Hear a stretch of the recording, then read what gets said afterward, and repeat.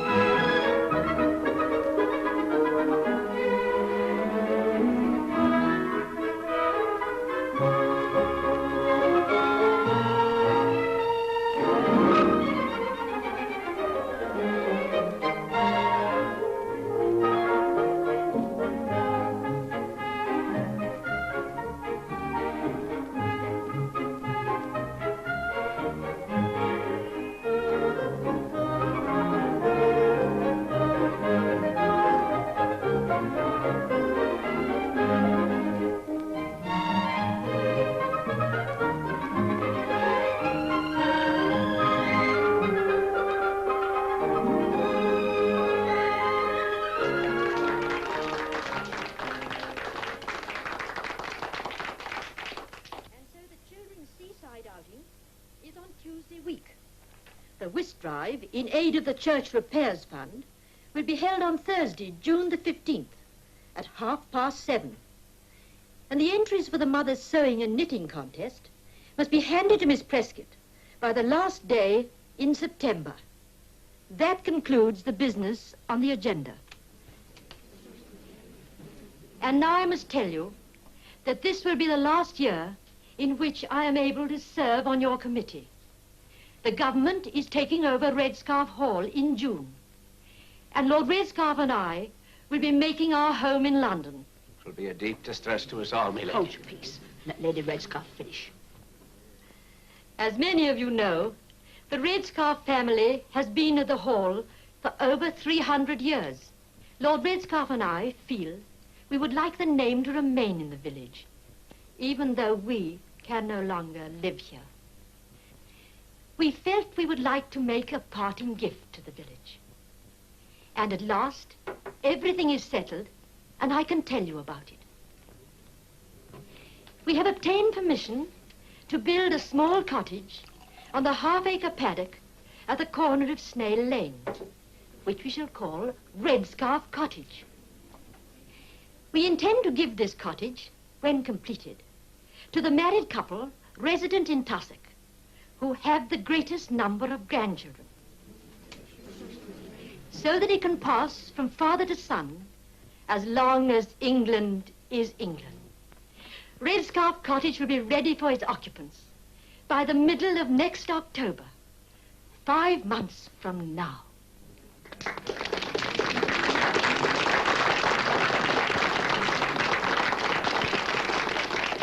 Your ladyship, speaking on behalf of all here, I have the pleasure to reply.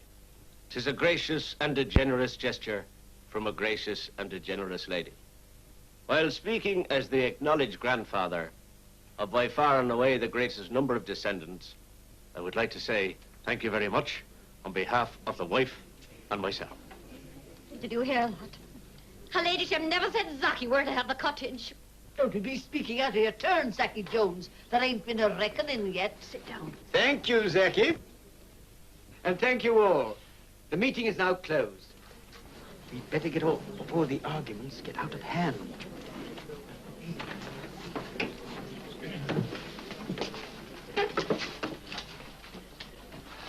Afternoon, Mr. Hello. Millie, you're looking fine. Taking a short rest, Miss Finch.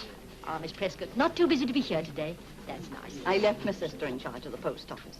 Nobody be wanting anything important this half hour. They'll all be too busy arguing who's to have the cottage. Oh, I suppose there's no doubt that Zachary and Ada will get it. Well, they certainly brought up the largest family. They needed to. Their own little place should have been pulled down long since if it had been anywhere else to put them. Although some malicious persons might not think Zachariah the most desirable choice. I'd like to see him in it. I know he poaches all my pheasants, but he also brings me Lord Passmore's best trout. There's some who push themselves forward may live to look foolish. There's some that look foolish without going to so much trouble. And me and Zachariah, the wonder of Tussock, with 23 grandchildren, as everyone knows. Mr. and Mrs. Bunyan of 19 or 20. And so I fancy of you, Mrs. Ark. As I stand here, we have 21. And a spindle-legged lot of starvelings they are at that, poor mites. Now, ladies. Spindle-legged, are they? I don't remember her ladyship saying anything about size or weight being a qualification. If 'twere, then all other families could retire and leave you in possession like a pig in clover. Retire from what? This is no competition, surely. The cottage is ours. Lady Redscarf made that perfectly clear. There's many a slip between the cup and the lip. There's not much time for a slip between this and October. Some of us might be having grandchildren on the way already. And that be true for everyone, not just you, Mrs. Bunyan. Exactly, Mrs. Ark. Neither Providence nor Lady Redscarf will be intending to divert the course of nature. 'Tis nature will decide. Nature has decided. Come along, Zachariah. Good day, ladies. Come along, Patrick. Come along, Bert. 'Tis a hard thing her ladyship didn't give the place to one of the younger couples instead of to us old folk who've had our time long since. 'Tis easy for you to talk, Emily Gedge, having no husband in a manner of speaking. You're out of the running, or you might not be so open-handed. Hurry up now, Harry. I want you home to write me a letter. Wonder of heaven, when a member of the Bunyan family can ride, that's no light to be hiding under a bushel. Harry! Coming, Mother.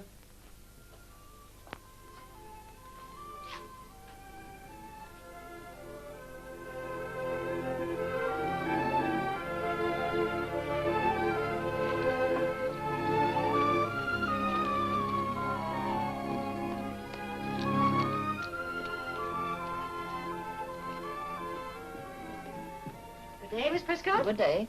Have you any callers for me? Nothing so far, Miss Finch. Have you brought anyone into the world today? That I have. As fine a boy as I ever see. Born to Bessie Brightwell over at Market Pinfold. Bessie Brightwell? Bessie Gedge that was. That's right. That must be Emily Gedge's 22nd grandchild. Oh, the waste of it, and her with no husband handy to put her in running for the cottage.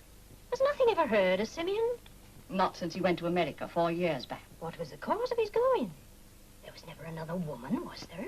That I couldn't say. Emily Gedges is a creative woman, not one to write on a postcard. Miss Prescott. Miss Good Finch. day, Harry. Can I have a stamp for Canada, please? Airmail or ordinary? I'll take the airmail and 3 stamp postcards and a bottle of ink. Aye. Busy, Harry? Much as usual, Miss Finch. How much will that be? That'll be 2 and a penny together. Thank you. That'll be Stephen, Mrs. Bunyan's writing to. Him that went off to Canada 3 years last Michaelmas. Did he marry? Not that I know of. Well, if you don't know, who should? Certainly not his mother, but she can neither write nor read. 'Tis Harry will write the letter. Where's the last of the postcards, Mother? Want every member of the family living outside Tussock. What have you put? Oh, just how are they? A bit of chat about their children. Ask if there are any more on the way. You want 3 more to tie with the Joneses. We only need 2 to beat the Arks. What's beating the Arks got to do with it? There's still Stephen in Canada to write to. Good Lord, we don't even know if he's married yet. Oh, we can guess. Stephen ain't the one to let the grass grow under his feet like our Harry. Our Harry's like me. He likes to make up his own mind. If I'd left you to make up your own mind, Dad, where would you be now? Sometimes I wonder, Lizzie. Ooh! Oh, why did you take that job down to the potting shed you were so set on building? I will if you like, Lizzie. Look at all that mess you've made all over my floor. Come on, open this here door for me, will you, Harry? All right, Dad. I've got something else to do without cleaning up that mess after you. Thank you, boy.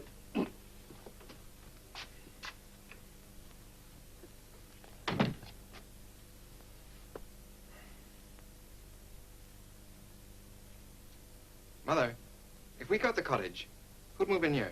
Ern in his family, of course. He be eldest boy. Yes. Yes, of course. I wasn't thinking.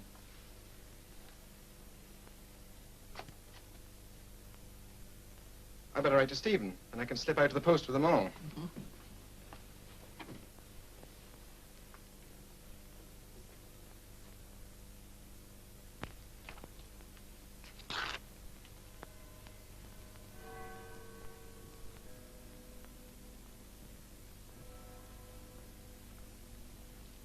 Is it still only 21? Oh, don't aggravate, Patrick. That'd be the total up to now. Millie, draw the curtains. People might look in. Oh, not yet, Mum. It's such a lovely night. Those muslin curtains will only stand another couple of washings. If we was to go into Red Scarf Cottage, we'd need new curtains for a start. We ain't going into any new cottage. Don't you be too sure. Let me see now. There's George's wife, had her 4th in February. Jerry's wife, 5 before, and twins last month. Louise left her husband to serve in a drapery in London. And Phoebe's been married almost a year. Phoebe weren't meaning to have no family yet a while. Not meaning to isn't the whole of not having a family. If you and Dad went to Red Scarf Cottage, this cottage would be empty, wouldn't it? Not for long it wouldn't. Jerry and his wife have only 2 rooms and use of the pump. They'd have first claim. Oh, yes. Yes, of course. 'Twould give them a real home. And us a chance to get away from the neighbors. What's wrong with our neighbors? I don't mean the people either side. It's they bunions at the back, beyond the fence. It's a high enough fence, Mother. We can't see 'em. But we can hear them. That Mrs. Bunyan's got a squawk like a pig in a pony trap. No use reasoning with your mother about her strife with the Bunions. 'Twas going on before you was born. Millie, you stayed at Church Napton with Phoebe and Horace for the best part of January. Are you sure you'd have noticed? Well, of course I'd have noticed, Mother. A mother's eyes sometimes sees more than a sister's. It's time I paid a visit to Phoebe. Why don't you write her a letter? I'll post it along with Dad's pools. There's more satisfaction in a visit. I wouldn't go until she asked you, Mum. She's only part furnished yet. You wouldn't be comfortable in that settee. Wouldn't I? You weren't in a great hurry to come home. You sure you and Phoebe aren't keeping something from me? Don't be silly, Mother. What could there be? What, indeed? Well, I'll be taking the bus over to Church Napton next week to visit her. Maybe tomorrow. Petar, do you have to do a thing like that in here after all the time and trouble you spent building yourself that shed and fixing it up with a bench and lamp and all? Sorry, Euphemia. Perhaps I'd better move down there.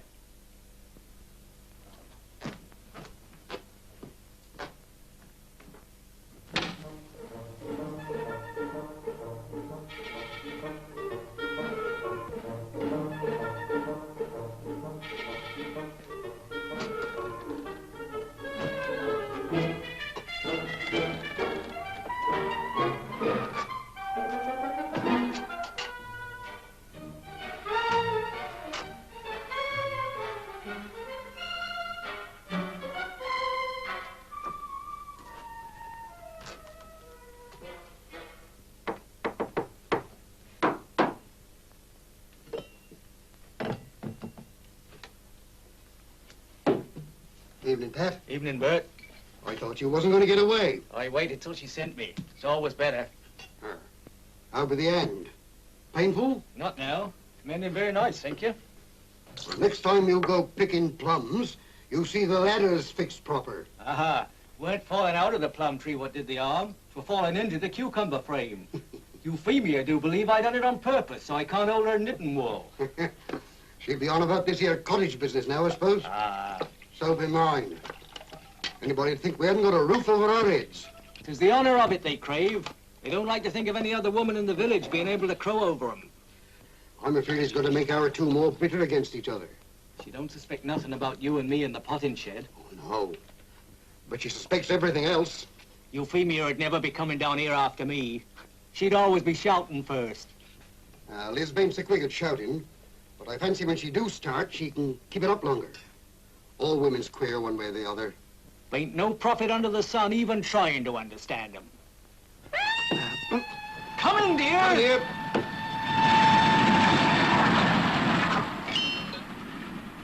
London Express. They do take me unawares every time.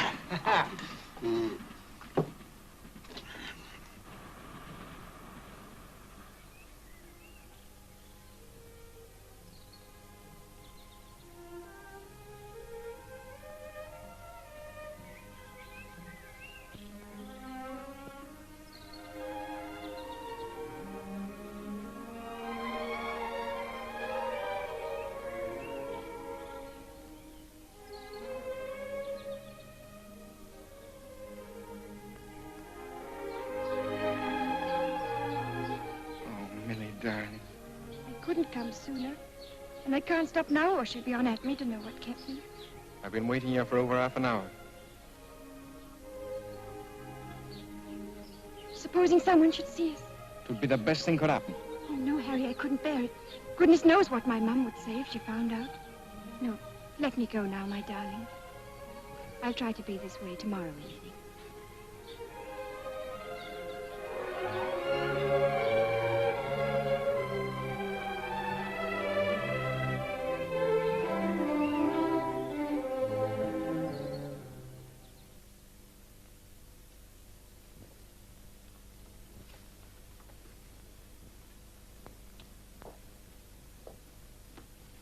Good day, Miss Prescott. Oh, Miss Finch, how you did startle me. Oh, let's have a look. Oh, now, 'tis a sort of diagram to show the state of the parties. You know, it'd look fine with some of those racehorses we have left over from the orphans' party. I'll bring them in. Have you any messages for me today? Oh, why, yes. Mrs. Leverett said to tell you the safety pin came through of its own accord. That'll be a weight off her mind. I saw Euphemia Ark this morning over at Church Napton. She'd be visiting Phoebe. Married a 12-month and nothing to show for it. She'd be checking up on her. Wouldn't do any harm to turn her thoughts a little nearer home. What's in your mind, Miss Finch? 'Twill be in everybody's mind before long. It's that Millie Ark. Not expecting? She is, if I'm any judge. If you aren't, who is? Millie Ark. Such a nice, quiet girl. Good afternoon, Mrs. Bunyan. What can I do for you? Nothing, thanks. We've got what I wanted. Oh. Good afternoon, Mrs. Gedge. Good afternoon, Miss Prescott. How much, please? To America, airmail. George Wetherell. That'll be your youngest brother, Mrs. Gedge. 'Tis likely he's been seeing something of Simeon, seeing they're both in America. Like as not, no doubt. Why, good day to you, Mrs. Jones. Good day to you, Miss Prescott. Busy, I see. I want a withdrawal on my savings account of £1.17, please. We're having a jollification, Mrs. Jones. No, I am not. But I feel that I owe it to Lady Redscarf to buy a new hat. Something more in keeping with my position. Excuse me. And what position might that be, Mrs. Jones? The position of occupant of the new cottage, as you well know, Miss Finch. Could anyone oblige me with a date? May 21st. Thank you. There's no need to break your neck to get the hat. The cottage won't be ready till next October. The first sod was cut last Friday. The workmen have been levelling and measuring up ever since, ready for laying the foundation stone at the end of June. Mr. Jones and I don't want to disgrace Lord and Lady Redscarf on such an occasion. Does that mean you're planning to put a high gloss on Zaki, too? Zachariah feels his position as much as I do. Does that mean he's given up poaching? I'll have my letter, please, Miss Prescott. Your letter? Why, here it is. But you'll not trouble to take it out to the box. I've the mailbag handy here. No need to bother you. Now, what harm did you think it would come to in the mailbag? Maybe she thought there was some. I'd like to read it. I don't need to read it. I know what's in it as well as if I had. It is to her brother in America to get him to try and find Simeon and ask him to come back to her. Her husband? She'd never have him back after what he'd done. Wouldn't she? 'Twould give her a reasonable chance of winning the cottage. I brought her 22nd grandchild into the world last week. That's only one short of your own tally, Mrs. Jones. Well, if he comes back just for that, 'twould be an outrage. She doesn't know if he's alive. Even if he is, there's one thing might prove a hindrance. 'Tis a rumor I heard, no more, that her eldest boy, Jeremy, the one with 9 children, was born before she got Simeon to the altar. We'll take a look at the church register. Wouldn't help. Emily Gedge was born here a Wetherell and left to go away into service. And she came back here to live with her husband when the second boy was on the way. Mrs. Gedge has lived here many years, respected by all. It wouldn't do for any of us to be repeating that rumor. Indeed, it would not. No, indeed.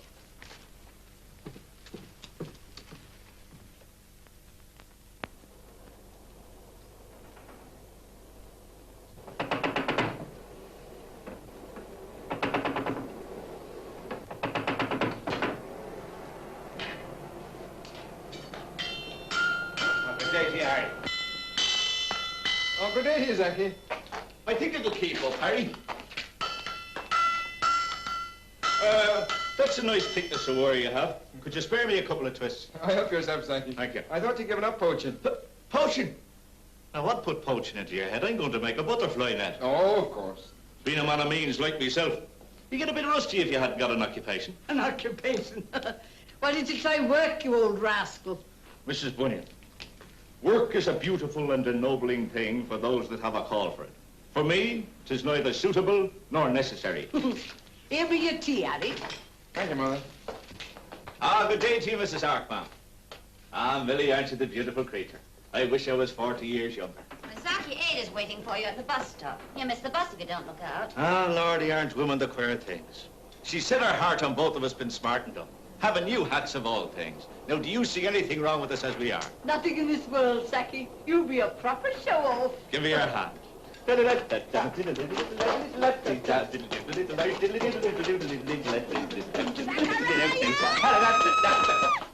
Ada!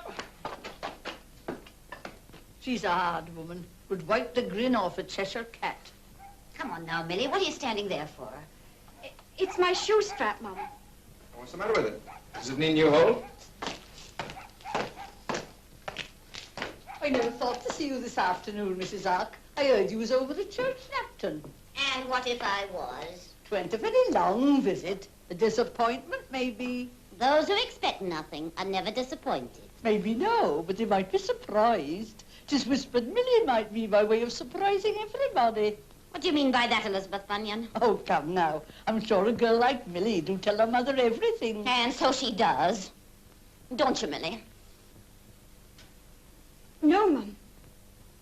No, Millie. If you're keeping something from me, you'd best out with it. No, Mother. Wait till we get home. Here and now. No, Mum, not now. I'll not be shown up for a simpleton before my neighbors. You tell me the truth now, or I'll beat it out of you with my own two hands. Don't you lift a hand to her. Oh, no, you let me go, Harry Bunyan. I might have known there'd be a Bunyan at the bottom of any trouble. You're the father, I suppose. Well, Mrs. Ark, I'm the husband in a manner of speaking. Harry, 'tis a lie. Millie and me was married last January over at Church Napton. 'Twas the time I was staying with Phoebe, Mother. Harry did want to tell you, Mrs. Bunyan, but I wouldn't let him tell anyone till we had a place of our own. Millie said it was bad enough, the pair of you fighting every time you met in the street. She just couldn't face telling you when she was living in the same house with you. We never reckoned on the little one. Mother. Oh. Millie, is it true? I'll see your lines the moment we get home. I have 'em with me now, Mother. Them and the ring. I carry 'em with me all the time for the comfort of it. There isn't much else I had. Be it true there's a grandchild for me on the way. Oh, you. Never tell me my own daughter and maybe put her own mother out of the chance of winning Red Scarf Cottage. Oh, but your grandchild too, Mrs. Ark. It'll count for both the Arks and the Bunyans. Well, they won't put neither one of us up on the Joneses. No, but please heaven it'll put an end to this row that's been going on ever since your grandfather threw my mum's grandfather in the pig trough. Maybe it's fallen to his great-great-grandchild to knit the two families together. Knit two, purl two, knit two together. You'll be right round the little eel already, Mrs. Ark. I never knew anyone could knit so fast. Well, mine's the pattern. Mine's simpler. That cork weaving of yours be uncommon complicated. Do you have it writ down? No, I never could do nothing with book patterns. After letting it all be art-like. Beats me how you to keep it all in your head. Oh, do be a knack, I suppose. Shall I draw the curtains? Don't trouble yourself, Mrs. Ark. I've nothing to hide. Anyone can look in if they want to. Just as you think, of course. It's your house, not mine. You two men be awful silent. Make Mr. Ark a tone, Bert. Put him at his ease. He'll be at ease all right. Ain't you, Mr. Ark? Yes, thank you, Mr. Bunyan. Well, he don't look it. Offer him another scone, Bert. No, thank you kindly. Take it, Pat. You don't have to eat it, but you owe it to Millie to try. Men don't seem to adapt themselves like women. There's no need for Mr. Ark to choke himself if he don't want a scone. Offer him a fill of tobacco for his pipe, Bert. What, his pipe, Lizzie? What, in here? Of course. And light up yourself. Oh, well, if you say so, Lizzie. That is, if you've got your pipe with you, Mr. Ark. Thank you very much, Mr. Bunyan. I'll fill it for you. Thank you. Reckon your Harry be just about round our place by now. Reckon he be. Oh, Harry. Will you come in? Hello.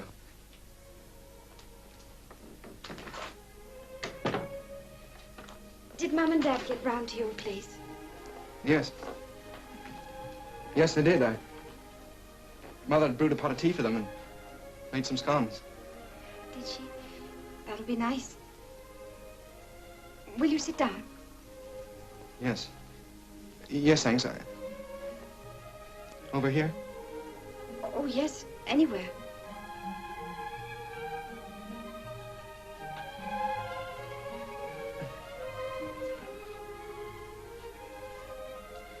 Millie.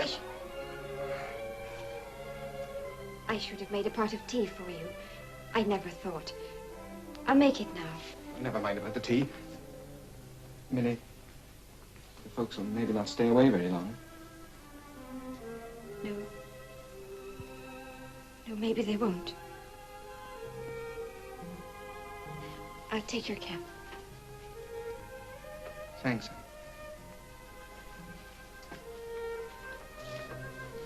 Seems queer. Us in a house.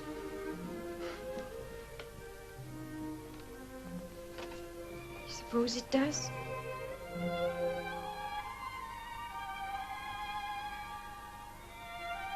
We've never been alone together in a room before.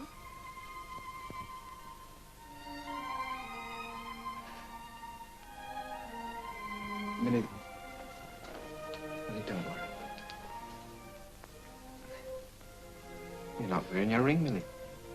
No reason not to wear it now, is there? I wanted you to put it down for me again. Like the first time. So I will, my darling. So I will. I thought you turned against me. Oh, Millie. Millie, what's the matter? What have I done?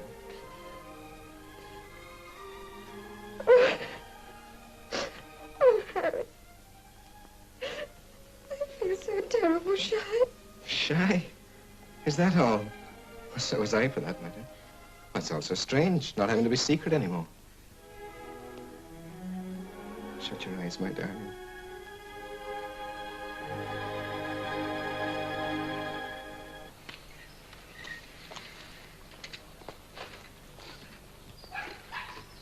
Good morning, Mr. Ackroyd. It's time you had something for me. So, sir, I now, wait while I look. Albert Bunyan, Esquire, Leprechaun's double pools. Mrs. B. Bunyan, snowflake, bumper packet, soap coupon, and slogan entry form. Oh, thanks. That's for Mrs. Gate. Nothing else for me? Sure there ain't something from Canada? That's all, my dear. Oh.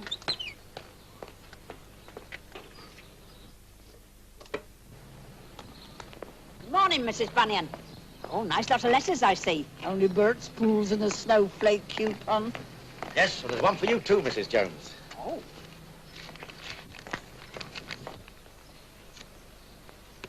Needs no rinsing, needs no boil. Snowflake puts an end to toil.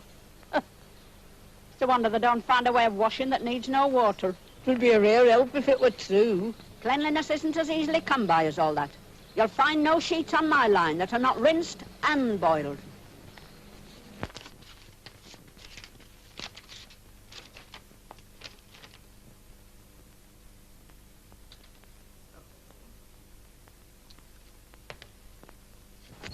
Postman just brought Mrs. Gedge a letter from America. If that should be from her Simeon and he be coming home to her, she'd be running you very close, Mrs. Jones. 22 grandchildren they have, to be sure. Well, Mrs. Bannion, if Mrs. Gedge is setting herself up to win the cottage, then right is right and truth will out. What truth be that, Mrs. Jones? Mrs. Gedge wasn't married here in the village. In fact, it is said that she wasn't married at all till after her first boy, Jeremy, was born. No. That means that none of Jeremy's 9 children are her legal grandchildren. So it'll take more than an erring husband's return to put her in line for the cottage.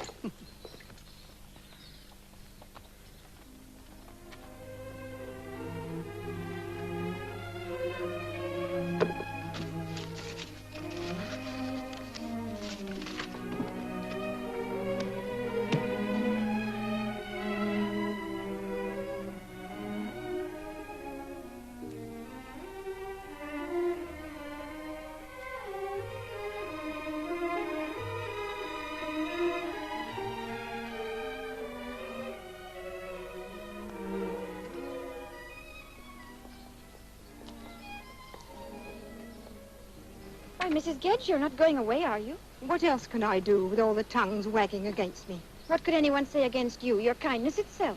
Plenty of lying scandals, but I'll not demean myself to repeat them. I'll be with me daughter in Wales this very night. I'd be sorry to see you gone. Couldn't you stay and face it out? I might, if I was your age and had me man's arm to lean on. God take care of you, my dear. You're a kind creature, to be sure.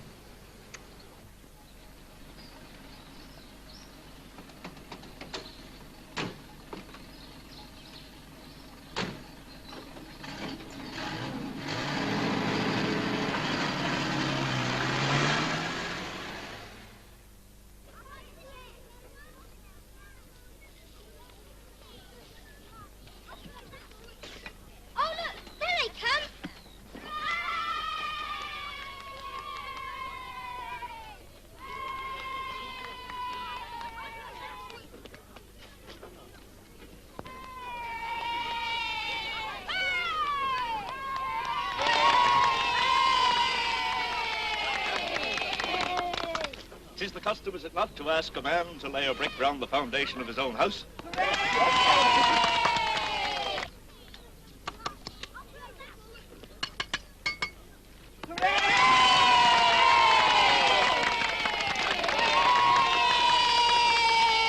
Thank you. A moment like this generates a terrible thirst in the one that performs the ceremony. Would you do me the honor, Ada Jones, of joining me for a celebration at the Rose and Crown? I will not. Today or any other day. Well, a man could do worse than celebrate with his own soul. Well, that's the last I'll see of him till closing time.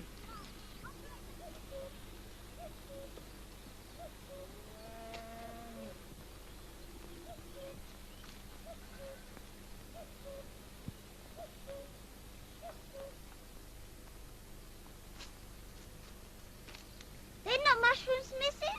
I know what's mushrooms and what's not.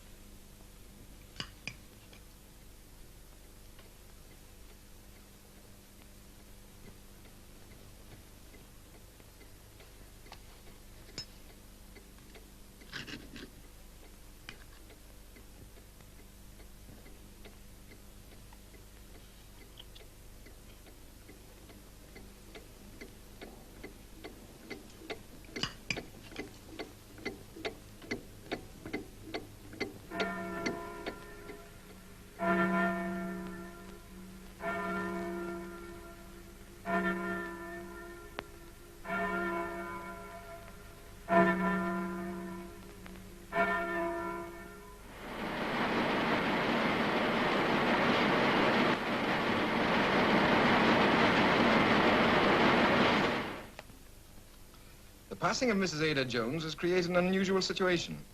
Who will now occupy Red Scarf Cottage? Mr. and Mrs. Ark of Marylees are thought by many to have the best prospects. A photograph of Mr. and Mrs. Ark with our 9 children and 21 grandchildren will be found on page 5 of this issue. Turn over, son.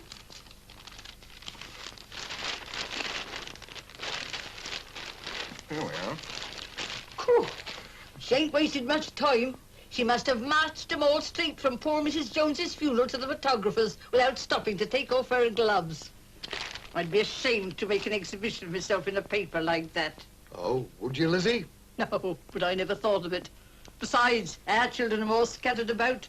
I could never have got them all together for a picture. They do give her an unfair advantage. If she's got the most grandchildren, it isn't unfair. If Stephen's wife in Ontario be expecting, she won't have the greatest number of grandchildren. Stephen's kid bain't here yet. And one more only makes us level. One less would put us in the lead. One ark less. That one. When she said our Barbara had a family of 3, we all accepted it. But this has reminded me. The 2 little girls be Barbara's, but the boy ain't. Barbara married a widower with 1 child. That's him, the one in the cowboy suit, half hidden behind his Aunt Katie's fur piece. If Lady Red Scarf have accepted him in the count, it must be all right. If her ladyship took Mrs. Ark's word on trust like the rest of us, it'd be our bounden duty to speak up.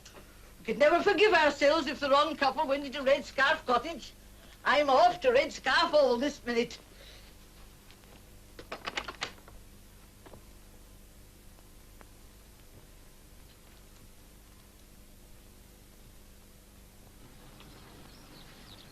Poor Zachy. It was a terrible sudden end for Mrs. Jones. You're too soft-hearted, Millie, my love. He wasn't such a devoted husband. You need grieve for him. Stayed out all hours. Just as well he did. If he'd been home to dinner that day, he'd have ate the mushrooms, too. There's sense in that. You know, Millie, I've been worrying. Now the Joneses aren't a couple anymore and they're out of the running for the cottage. Our families are rivals again.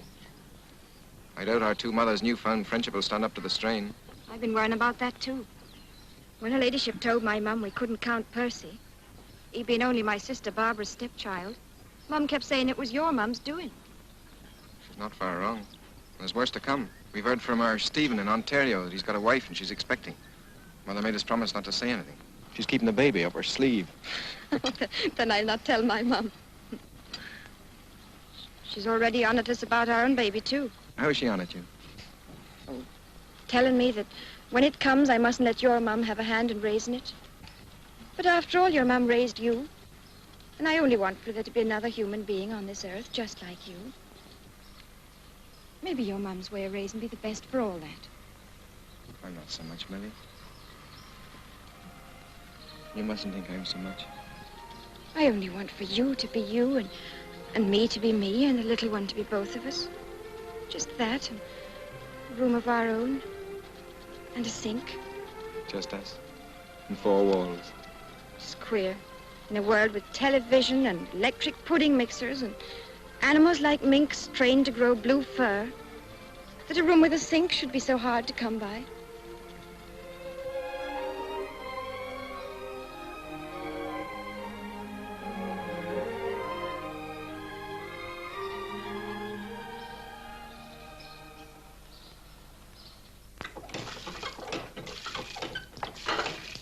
There's one thing I won't mind leaving, Miranda, this sink. The new flat in London has a beauty. This one isn't clean. There's some people coming up the drive. Oh, dear, why do people always call on Jameson's half day?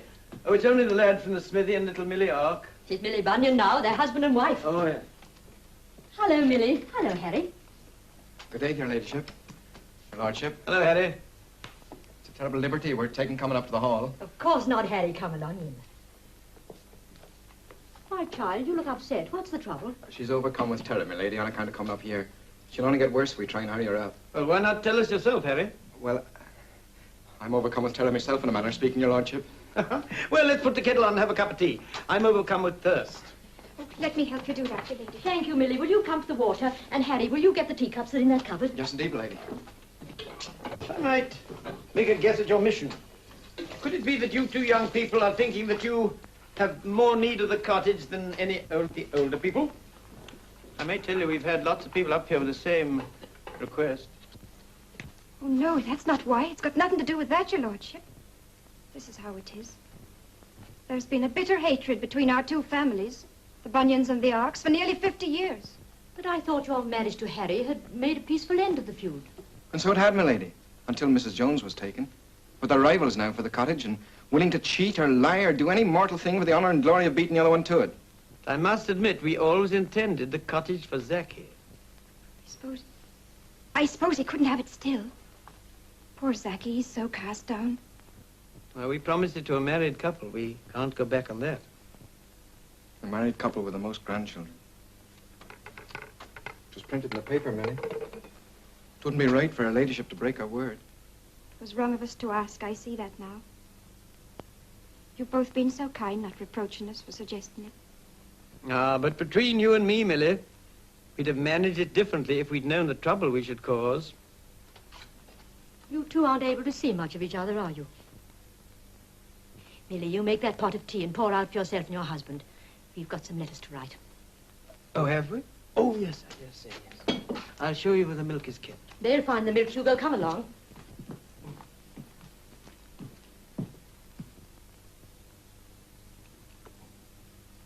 Never been inside the hall before. Shall I really make the tea? Her ladyship said so. I wonder, would it be out of place if I were to kiss you? Her ladyship never said not to, Harry.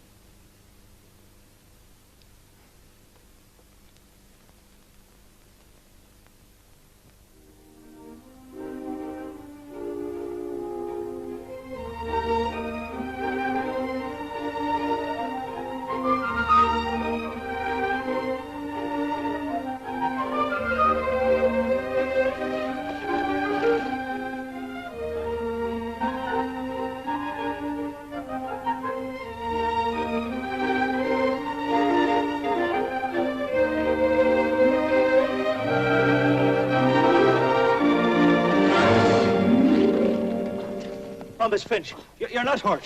Ah, Zachy, head in the clouds, I see. Turn round and I'll brush your clothes. And me on my way to Mrs. Ark's. Millie's baby's on the way. Ah, children will be born, no matter what might be against them. Not without me there, it won't. I'll be on my way. If there be time amid all else, give Millie my love. I'll be thinking about it. That bloody use, that'll do.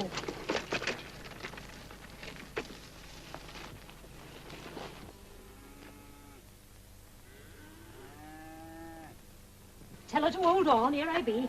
Take your time. It'll be an hour before we're ready. Might be any moment now, Miss Finch. Come along now.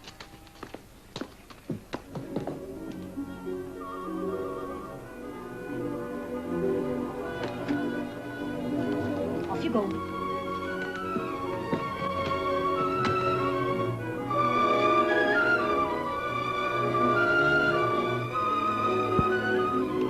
Hurry up with the bowl, Mrs. Ark.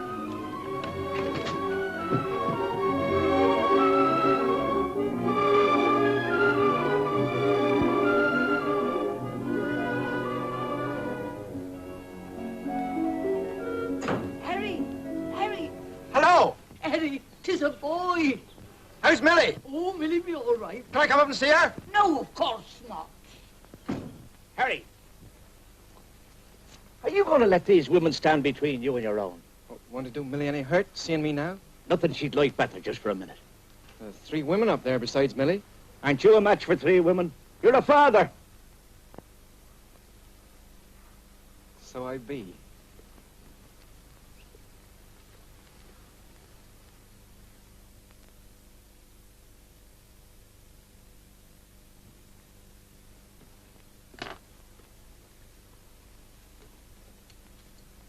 Congratulations, Harry. Thanks. They gave me the telegrams to send to get me out of the house. Well, if you've nothing to do, will you reach me over the address book from the shelf there and read me out Mrs. Gedge's address? Is that? Yes. I've this parcel to forward to her. From the Valley of the Golden Harps, California. And there's a great gold sun in the corner. 'Tis a heavy parcel. Could it be peaches, do you suppose? Looks like it. And 3 tins by the size of it. Must be from my brother George in America. Will you read it out to me? Care of Ermintrude Evans. Care of Ermintrude Evans. Mountain Glimpse. Landrin Dodd Wells. 2 L's. Will you join me in a drink, Zachy? Aren't you wanted at home? No, I'm not. Well, there'll be no harm in a point, just to wet the new baby's head. Ah, the uselessness of a new-made father is a terrible strain to bear alone. I can buy you one back. 26 of the best. 26 shillings. Thank you.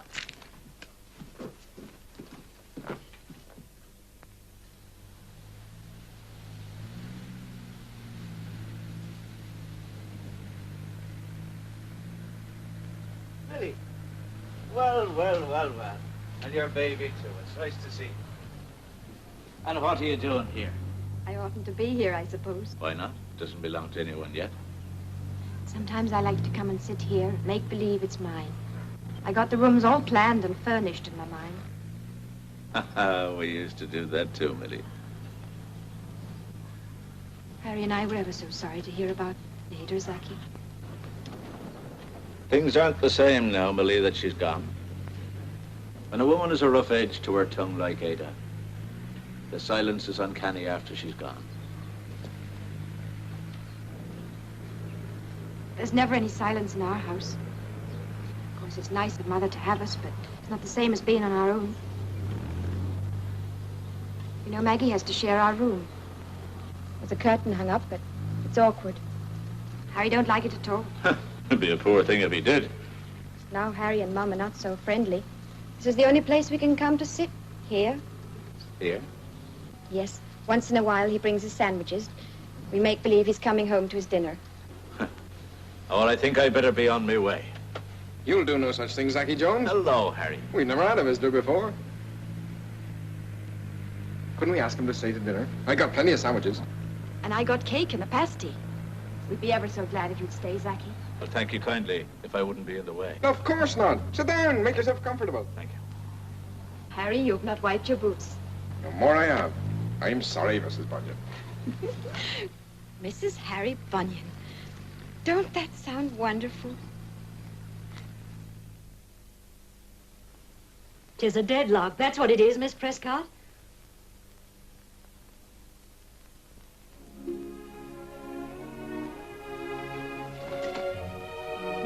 Can you see who that is? No. A young woman carrying a baby. I can't see her face. Mrs. Ark's doorway. 'Tis her, Louise. She who left her husband come home with a baby. Ooh.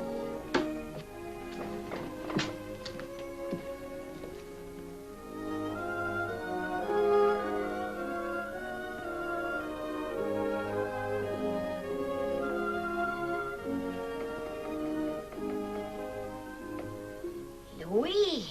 Hello, Mum. You don't mind my coming in? This is Philip, your new grandson. Grandson. Why, ever didn't you write? I thought you quarreled with Walter and run away. So I did, Mother, but, well, I wouldn't have done if I'd known that Philip was on the way. I was hoping that maybe you'd look after him while I go over to Appleford and make it up with him. I can be catching a bus now. Oh, you'll have some tea and stay the night, daughter. You could talk to Walter in the morning and then go on over when things are settled. Thank you, Mum. I'd be glad to. I was so afraid you'd be angry with me. Angry? Where else should a daughter stay? Or a grandson either, but under a mother's roof. I'll put the kettle on right now.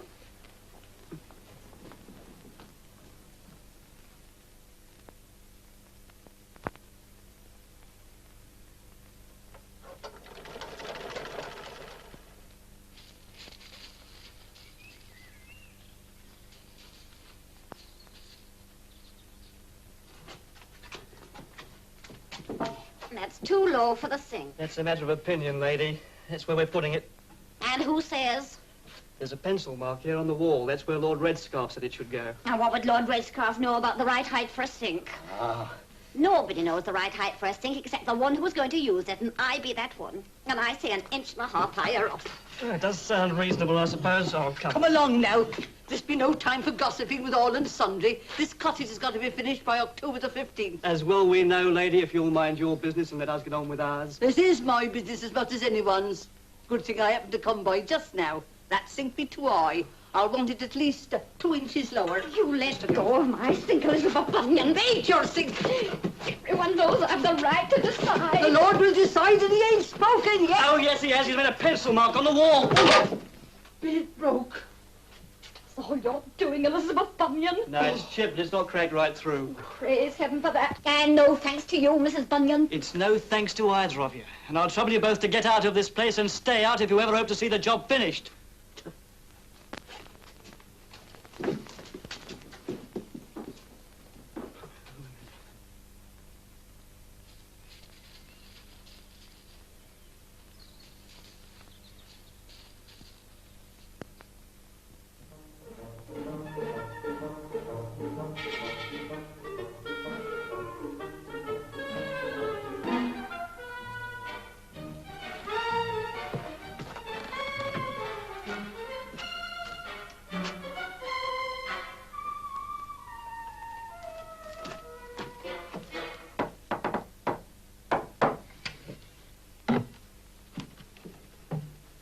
Evening, Pat. Evening, Bert. Have a fill. Thank you. Seems more natural, don't it? Two women in full eruption like Vesuvius, nor during the Cold War when we was making free of each other's parlours. I wish it could have lasted. Terrible hard Mary and Millie with the mothers always at loggerheads. Or perhaps things will be better when it's settled one way or another about the cottage.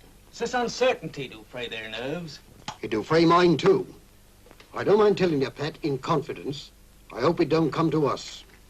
You don't want to win the new cottage? No. No more do I, Bert Bunyan. Though I doesn't let Euphemia hear me say so. I'd be content where I am. Had their cottage be all new paint, show the dirt terrible. And if a man happened to knock his pipe out against the mantel, well, he'd never hear the end of it. And take your boots off soon as you get inside the door. No comfort anywhere. Besides, I just got this garden to my liking. Been working it up for 20 years. I don't like to think of someone else making changes. When everything was against us, we'd got our little chats here in the potting shed, and no one any the wiser. Well, there'll be an end to that whichever way it goes. Change be for women, not for men. Sometimes, not always.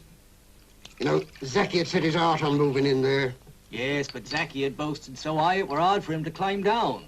A man has his pride, and Zachy ain't no gardener. No. Besides, his own place was condemned. I haven't seen him about for days. Postman tells me he's gone and left no address. And the wife's brother tells us he's been seen in Market Pinfold. Ah, you got a married daughter living there. She'll be looking after him. You can get into a terrible mess with women, Pat. And you can get into a terrible mess without them. Oh. The London Express. It's Lizzie.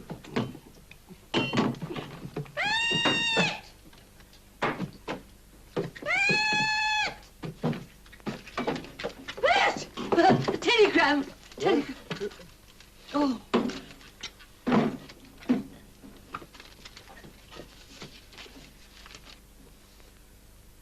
Boy and girl twins delivered safely this morning. Love, Stephen. Twins. A boy and girl. 'Tis the voice of Providence. The cottage be ours.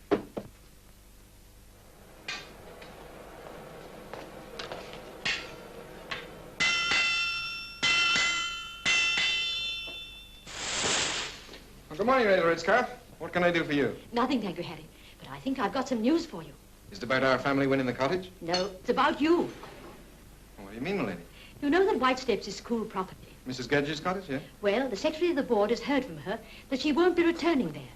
She asks, if possible, that you and Millie may be given the chance of having it. She asked that? You mean there's a chance I might get White Steps for Millie? You take her along and show it to her tomorrow. I think you may consider it settled. You're an angel out of heaven, Lady Red-Scarf. Oh, the glory of telling her.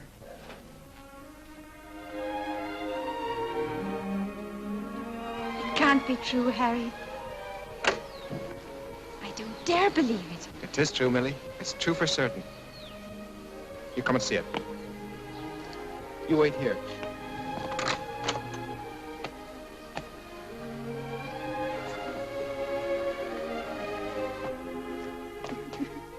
I'm thinking you're the prettiest bride ever carried home to White Steps. And the happiest. A place of our own. And a front door of our own. A man and his wife be needing a door they can shut. And one they can open, too, to anyone. and say, will you come in and be welcome? We've never known that before. And there's rooms too, Millie. 3, or it might be 4. And a kitchen, and a garden for the children and the washing.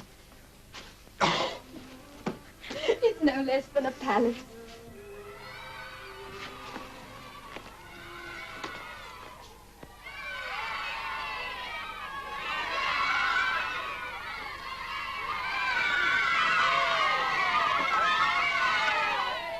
Why, it's Lord and Lady Redscarf setting out to make the presentation. I'll never envy anyone in the world.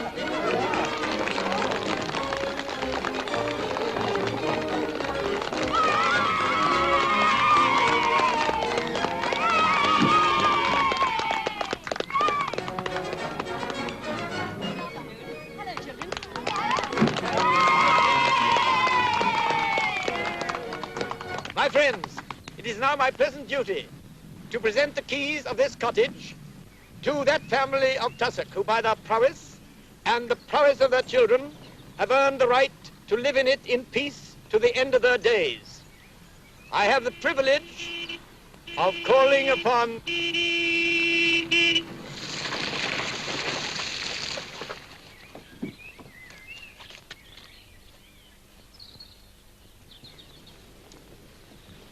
How are you, sir? Your ladyship. Jackie? Mrs. Gage? Not Mrs. Gage anymore, my lord. Simeon died a year ago, before I left here to stay with my daughter. Oh, I'm so sorry, I didn't know that. Oh, I didn't know myself till I had that parcel from my brother in California. A sort of a vase it was, with Simeon's ashes in it. The parcel from the Valley of Golden Harps. Yes, that's where Simeon was cremated. Not Mrs. Gage anymore, my lord, but Mrs. Zachariah Jones. Emily here has 22 grandchildren. I have 23. That makes 45 between us. Zachy, you old scoundrel, I should never forget this. Thank you, sir. Mrs. Gage. Oh, hello, sir, Mrs. Jones. Come along. Of course, Mrs. Jones.